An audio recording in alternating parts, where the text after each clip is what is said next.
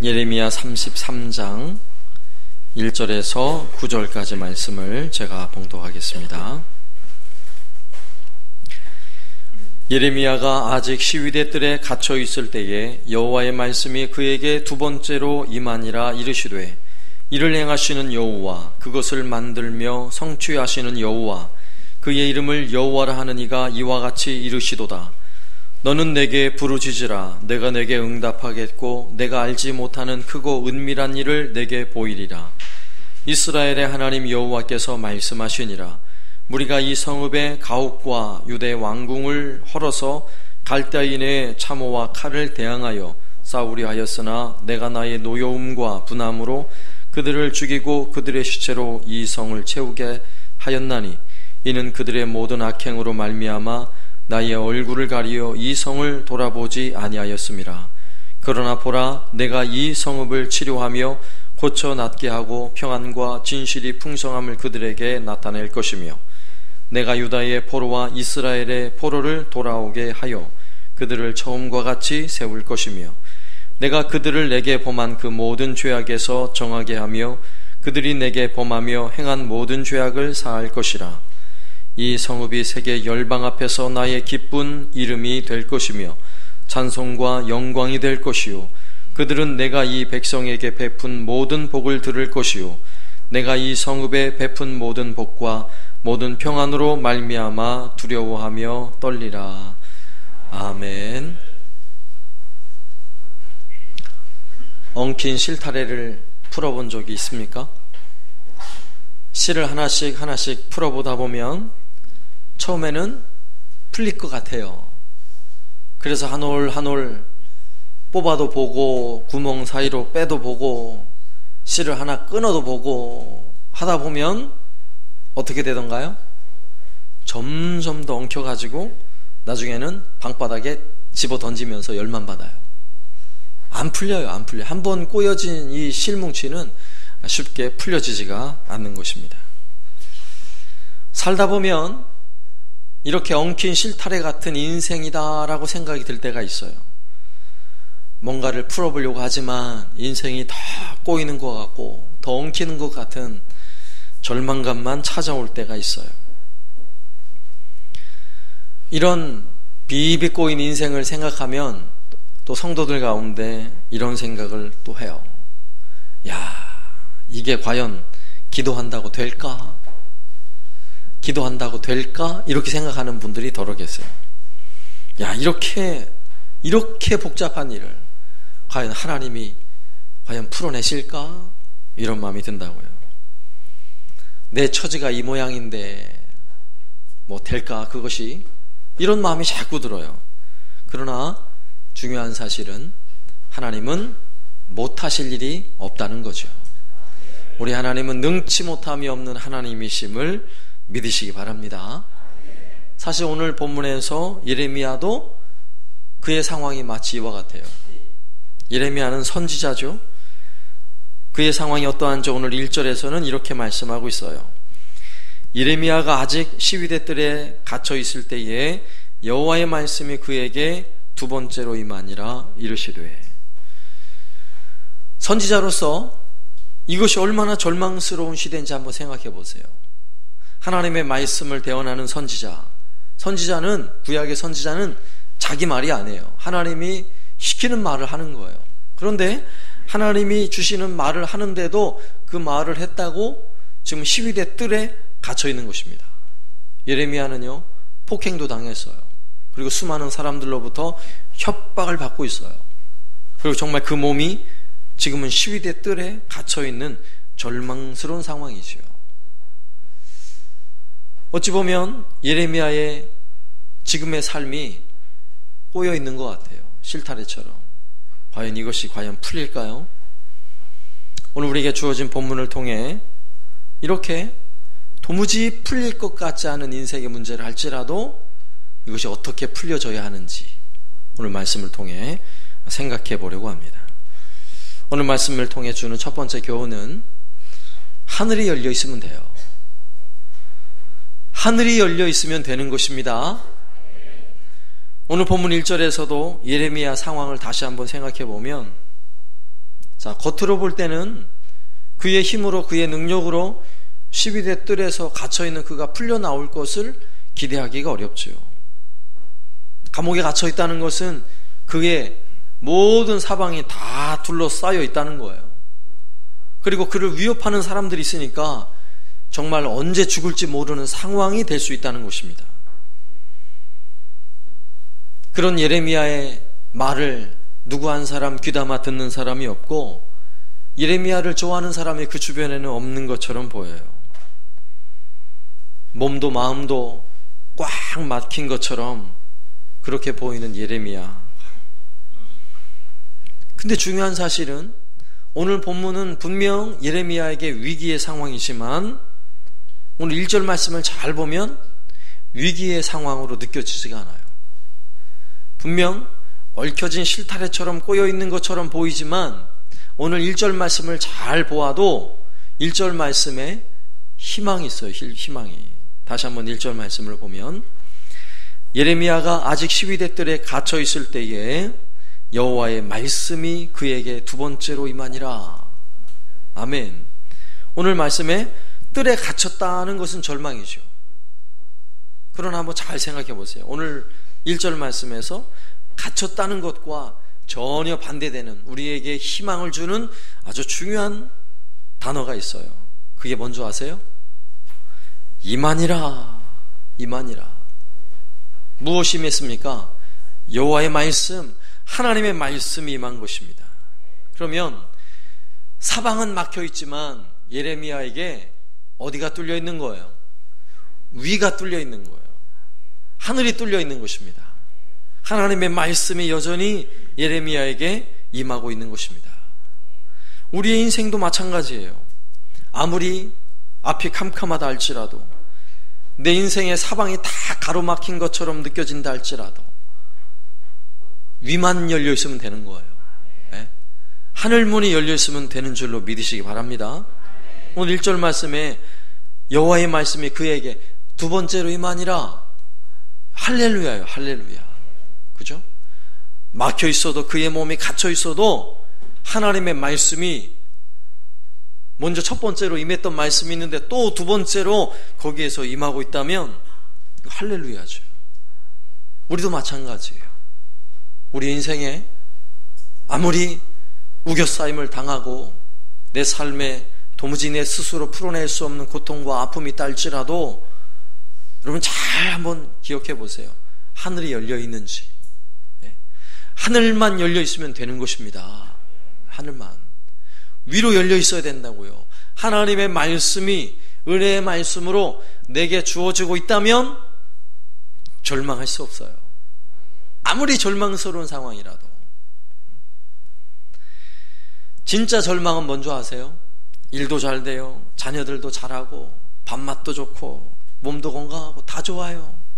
근데 하늘이 막혀 있어요. 위가 막혀 있어요. 이게 진짜 절망이에요.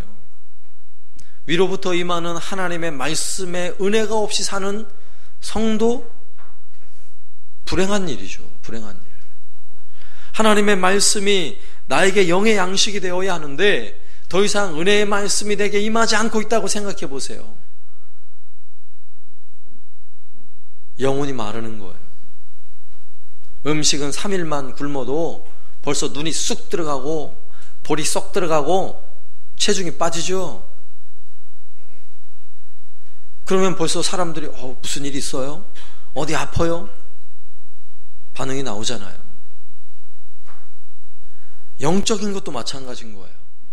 하나님의 말씀이 내게 영의 양식으로 채워지지 않은 채, 내게 맛있는 영의 양식으로 내게 채워지지 않은 채 만일에 수주가 지나고 수개월이 지나고 수년이 지나고 있다면 이것은 심각한 절망이에요. 이게 절망이에요. 성경에서도 암흑기라고 표현하는 시대가 있어요. 성경에서 말하는 암흑기는 기근이 찾아왔거나 전쟁이 나서 포로로 끌려가는 시대를 암흑기라고 말하지 않아요. 심지어는 이스라엘 백성들이 죄를 많이 지을 때도 암흑기라고 말하지 않아요. 어떤 때가 암흑기인 줄 아세요?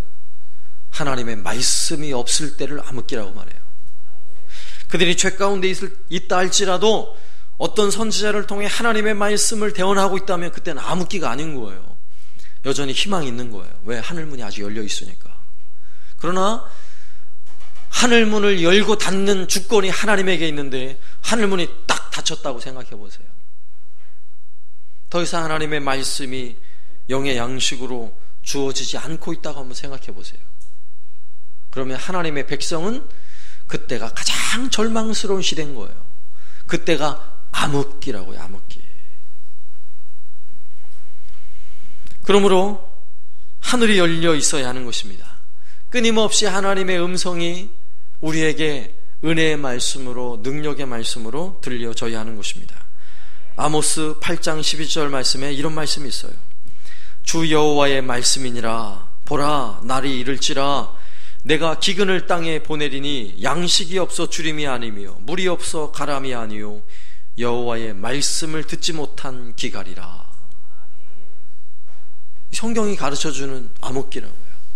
하나님의 말씀이 임하지 않으면 하나님의 백성은 이보다 더 고통스러운 시절이 없는 거예요. 차라리 물 한 모금 마실 수 없고 음식을 구할 수 없는 광야를 간다 할지라도 그 광야에서 하나님의 말씀이 풍성히 임하고 있다면 차라리 광야가 나은 거예요. 광야가. 네? 여러분 명심하세요. 나의 인생에 내가 모든 것이 다 좋아 보여, 흡족해 보여.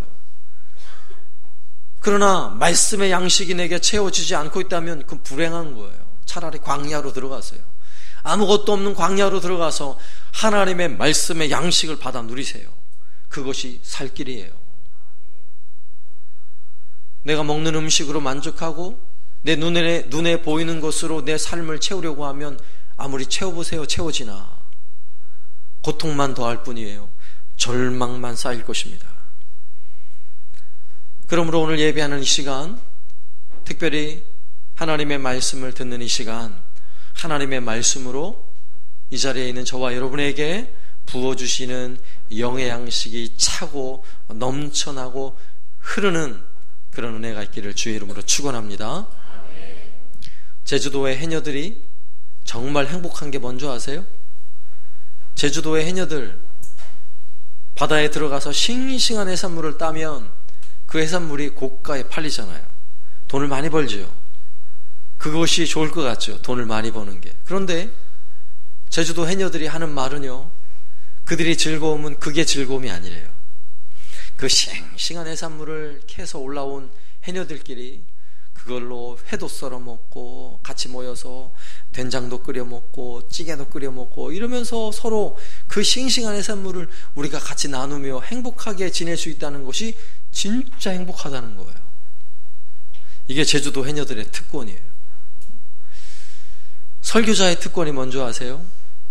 바로 이거예요. 하나님의 말씀을 준비하면서, 물론 말씀을 준비하는 것에 대한 고통이 있어요. 고통, 아픔이 있다고요. 힘들어요. 그런데 말씀을 준비하다 보면 놀라운 은혜가 있어요. 그 은혜를 안 주실 때는요, 힘들어서 책상을 몇 바퀴 돌기도 하고, 저 먼 산을 바라보면서 하나님 은혜를 주셔야죠, 이럴 때도 있고, 더 안 되면 교회 예배당 옥상에 올라가가지고 예배당 옥상을 빙빙 돌아요. 진양호도 봤다가 저기 전망대 쪽도 봤다가 옥상에 올라가서 보면 지리산 천왕봉도 보여요. 천왕봉도 봤다가 빙빙빙 돌다가 들어와서 한숨을 푹푹 내쉬면서 이럴 때도 있어요. 그런데 감사한 일은 말씀의 은혜를 부어주신다는 거예요. 말씀의 은혜를 부어주실 때는 어떤 때는요, 박수를 치면서 하나님 감사합니다. 자리에 벌쩍 일어나서 두 손을 펼쳐들고 감사합니다. 제주도 해녀들의 특권, 그죠? 설교자의 특권, 말씀의 은혜를 주신다는 거예요. 그래서 제가 흰머리가 이렇게 나도 사는 거예요. 이번 명절에 우리 장로님들이 또 설교를 새벽에 하셨는데, 제가 원래는 밖에 나가 있을 줄 알았는데 그냥 집에 있게 됐어요. 그래서 장로님들 설교를 하시는데 제가 뒤에 앉아서 장로님들 설교를 제가 들었잖아요. 제가 얼마나 감사했는지 몰라요. 그래, 우리 장로님들, 제가 없을 때 설교를 시키면 장로님들은 한 번도 싫다고 한 적이 없으세요. 정말 부담스러운 일인데 감사하는 마음으로 하셔요. 그래서 장로님들이 굉장히, 나는 엄청 부담스러운데 우리 장로님들은 너무 쉽게 하시네, 이런 마음이 들었는데, 장로님들의 새벽에 설교하는 말씀을 들어보니까 장로님들이 그 설교를 준비하면서도 그 마음이 느껴지는 거예요. 제가 가지는 그 설교사의 특권, 그 은혜가 느껴져요. 그래서 제가 얼마나 감사했는지 몰라요. 이것이 우리 모두에게 있어야 할 은혜인 것입니다. 하늘이 열려 있어야 된다고요. 끊임없이 하늘로부터 부어주신 은혜를 사모하시기 바랍니다. 그리고 이걸 점검하세요. 이 은혜를 받지 않으면 불행해져요. 이보다 불행한 일은 없어요. 두 번째로, 부르짖을 수 있다면 되는 거예요. 지금 하나님의 이름을 부르짖을 수 있다면 절망이 없어요. 시위대 뜰에 갇혀 아무것도 할 수 없는 예레미야에게 주신 하나님의 말씀을 한번 들어보세요. 예레미야 33장 3절 말씀, 우리가 잘 아는 말씀이에요. 너는 내게 부르짖으라. 내가 내게 응답하겠고 내가 알지 못하는 크고 은밀한 일을 내게 보이리라. 자, 이 말씀에서 많은 사람들이 기도에 관한 말씀으로 암송하고 참 즐거워하는 그런 말씀이에요. 그런데 이 말씀의 초점을 자꾸만 응답하겠고 크고 은밀한 일을 보여주리라, 여기에 자꾸 초점을 두는데 사실은 그게 아니에요. 여기에 초점은 응답이 초점이 아니라고요. 뭐가 초점이에요? 너는 내게 부르짖으라는 게 초점이에요. 부르짖으라. 그런데 부르짖으라 라고 말할 때 이 부르짖으라는 단어도 잘못 오해를 해요. 원래 우리나라 이 한글 이 번역에는 부르짖으라 그러니까 배심을 다해서 주여 해야 이게 응답이 올 것 같잖아요. 사실 오늘 본문도 그런 의미의 말씀이 아니에요. 정확한 표현은, 부르짖다는 표현은 정확하게 하나님의 이름을 부르라는 거예요. 너 내 이름을 불러라, 이런 표현이에요. 그 이름을 부를 때 뭐 크게 부를 수도 있어요. 그러나 작게 부를 수도 있어요. 그러나 중요한 사실은 정확하게 하나님을 찾는 거예요. 고통이 찾아왔을 때, 사방이 막혀 있을 때, 내 인생이 실타래에 와가지고 얽혀 있을 때 누굴 찾아가라는 거예요? 하나님을 찾아가라는 거예요. 하나님의 이름을 부르라는 거예요. 은행에 찾아가서 어떻게 이 빚을 해결할까를 고민하기 전에 하나님의 이름을 먼저 부르라는 거예요. 네? 심각한, 내가 이 병원에서도 고칠 수 없는 질병을 진단을 받았다고 생각해 보세요. 그럼 절망하지 않고 꿇어 앉아가지고 아이고 어쩌나 인생을 한탄하지 말고 누구 이름 부르라는 거예요? 하나님 아버지의 이름을 부르라는 거예요. 이거를 식이요법으로 고칠까? 물론 하지 말라, 그것도 해야죠. 그러나 먼저 할 일이 뭐예요? 하나님 앞에 먼저 나오라는 거예요. 먼저 하나님 아버지의 이름을 먼저 찾으면 응답하겠다, 내가 들어주겠다, 더 크고 은밀한 일을 보여주겠다라고 우리 하나님 말씀하시는 거예요. 우리 하나님 아버지의 그 은혜와 사랑이 느껴지지 않습니까? 예를 들어서 7살짜리 어린애와 함께 길을 가면서 아빠가 아이한테 묻는 거야. 오늘 아빠랑 지금 길을 가는데 너 혹시 배고프면 얘기해. 네가 먹고 싶은 거 다 사줄게. 햄버거도 사주고 치킨도 사주고 피자도 사주고 네가 먹고 싶은 거 말만 하면 다 사줄 거야. 말만 해. 이러고 지금 손잡고 가고 있는데 아들이 가다 보니까 배가 고파요. 근데 가만히 생각해 보니까 우리 아버지는 돈도 없는 것 같고 우리 아버지는 그래. 그래서 아버지 손을 탁 놓고 길을 가다 옆 지나가는 아저씨한테 손을 잡고 아저씨 저 햄버거 먹고 싶어요. 햄버거 좀 사주세요. 이러면 누가 기분 나빠요? 아버지 기분 엄청 나빠요. 왜요?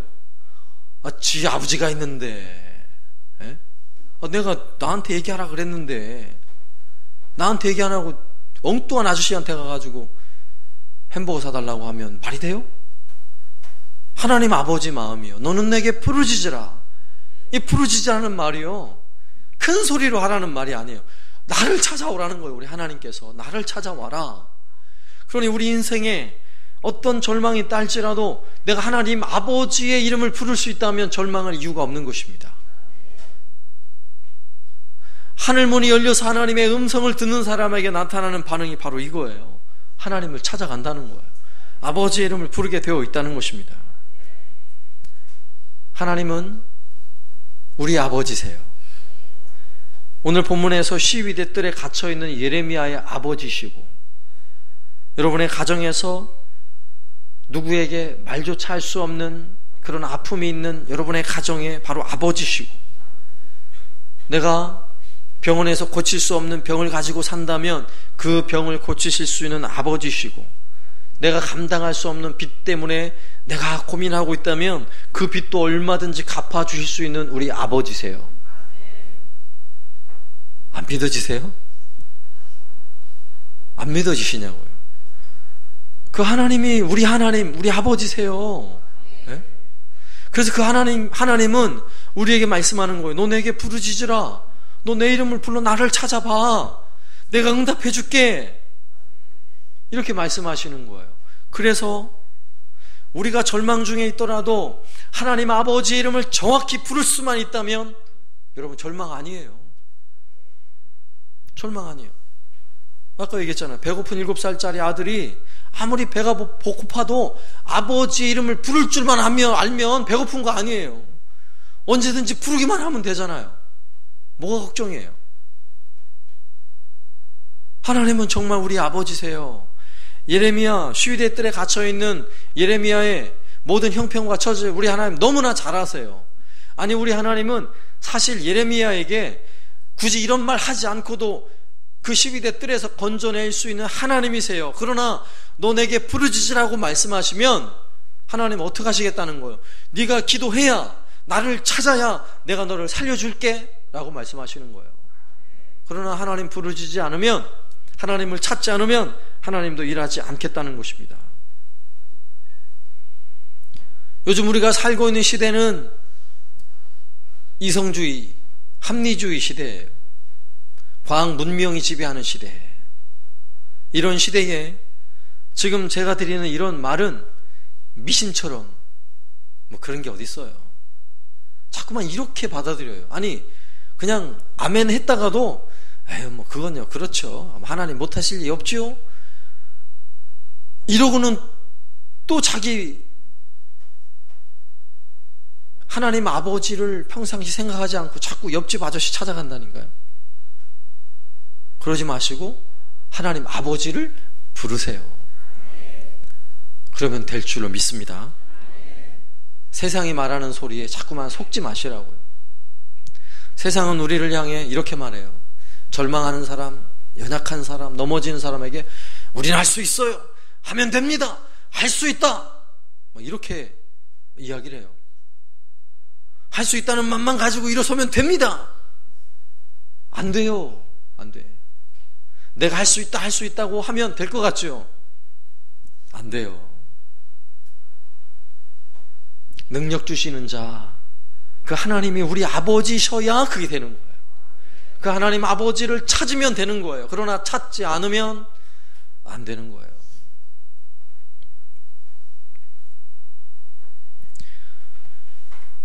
심지어는 하나님을 아버지라고 부르는 사람들 가운데도 기도를 믿지 않는 사람들이 있어요. 기도를 믿지 않는 사람의 특징이 뭔지 아세요? 기도를 하지 않는다는 거예요. 기도하지 않는다는 것은 아버지를 안 믿는 거예요. 아버지를 불러도 아무런 대답도 안 하실 거라고 생각하고 있는 거예요. 아버지에게 요청을 해도 하나도 들어줄 것이라고 믿지 않는 거예요. 그러니까 기도를 안 하죠. 그러나 그 아버지를 정확히 믿는 사람은 조그만 일에도 아버지의 이름을 부르게 되어 있어요. 그러니까 기도를 안 할 수가 없는 거예요. 여러분은 하나님의 자녀십니까?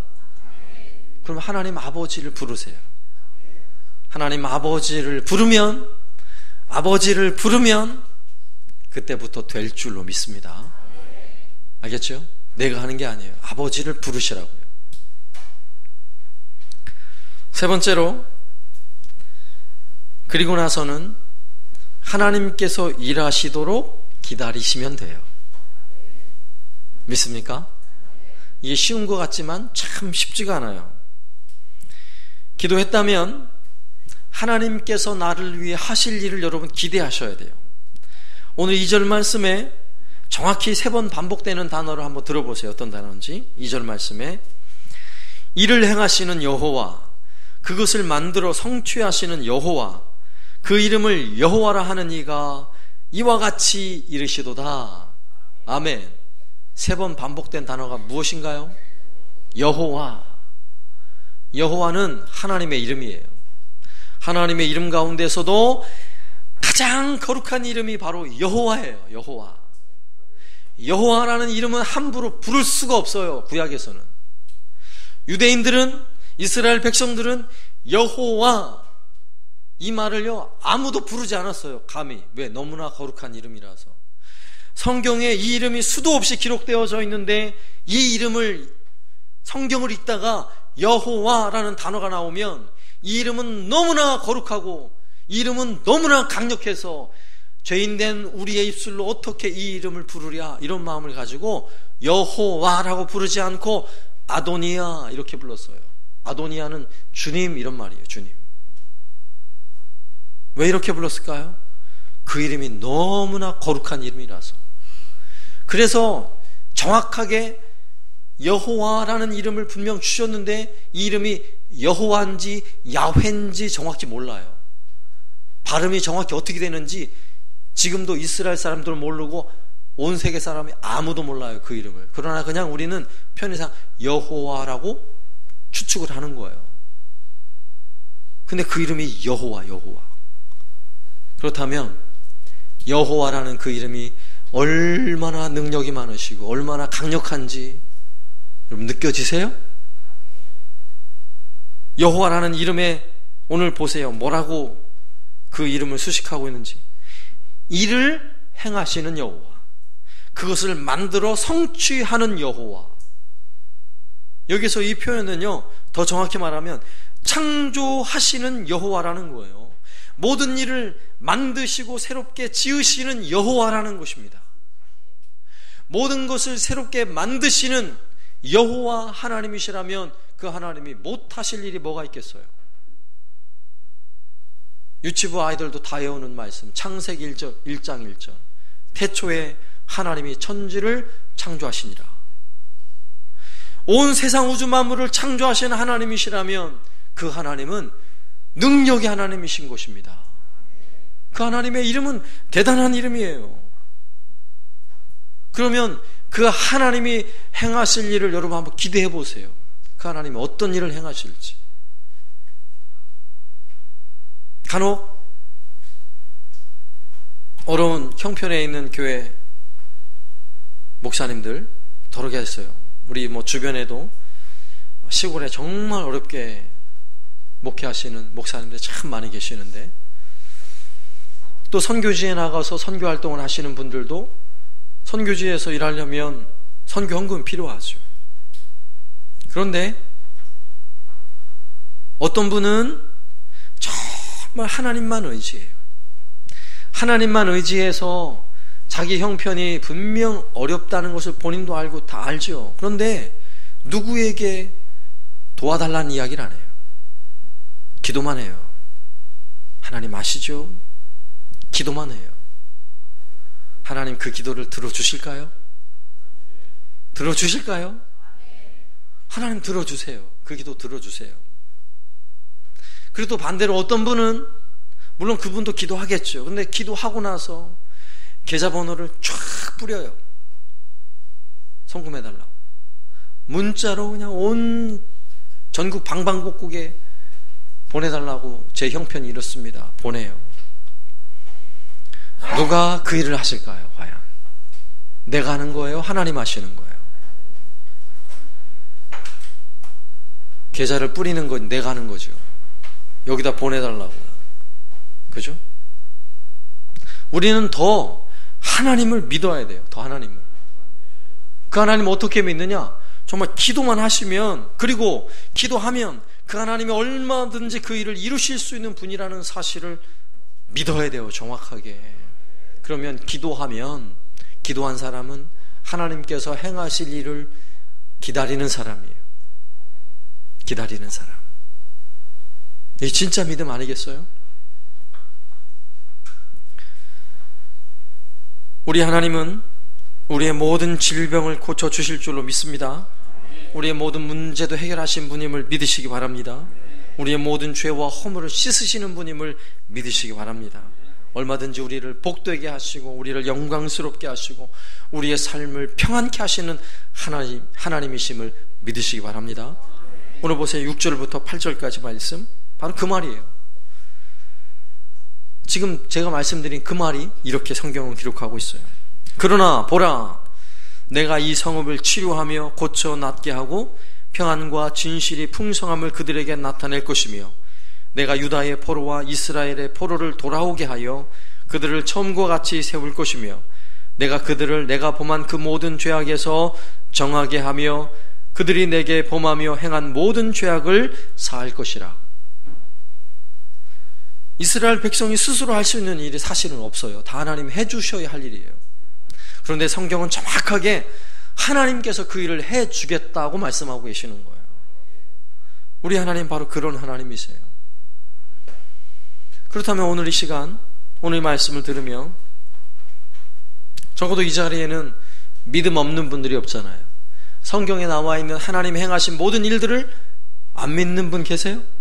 다 믿어요. 홍해 사건도 믿어요. 요단강도 믿어요. 갈멜산의 사건도 다 믿어요. 예수님이 죽은 자까지 살리신 그 놀라운 능력 우리는 믿어요. 그런데 성도의 믿음이 머리로만 믿는 믿음이 있어요.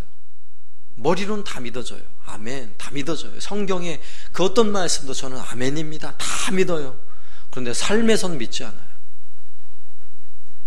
여러분, 삶에서 믿으시기 바랍니다. 삶에서 믿어야죠. 삶에서. 내 삶에서 우리 하나님은 살아계신 하나님이라는 사실을 여러분 삶에서 믿고 삶에서 경험하시기 바랍니다. 그 하나님 이름 부르면 하나님 얼마든지 응답하시고, 그 하나님께 구하면 구하는 것 다 들어주시는 우리 하나님이라는 사실을 믿으시기 바랍니다. 오늘 말씀을 한번 정리해 볼게요. 여러분, 인생에 때로는 사방이 막혀 있는 것 같이 그런 고난과 아픔의 때가 얼마든지 있을 수 있어요. 그것이 가정의 문제일 수 있고, 건강의 문제일 수 있고, 돈의 문제일 수 있고, 어떤 관계의 문제일 수 있고, 아니면 심지어는 교회 안에서 신앙의 문제일 수도 있어요. 그러나 우리에게 스스로 점검해야 할 중요한 세 가지 내용, 과연 하늘이 열려 있느냐 하는 거죠. 하나님의 말씀이 은혜의 말씀으로 들려지고 있는가 하는 것이죠. 두 번째는 그 하나님 아버지를 정확히 부르고 있는가. 너는 내게 부르짖으라. 그분의 이름을 부르고 있다면, 내가 부를 수 있다면 절망이 아니라 그랬어요. 그리고 세 번째는 기다리라 그랬어요.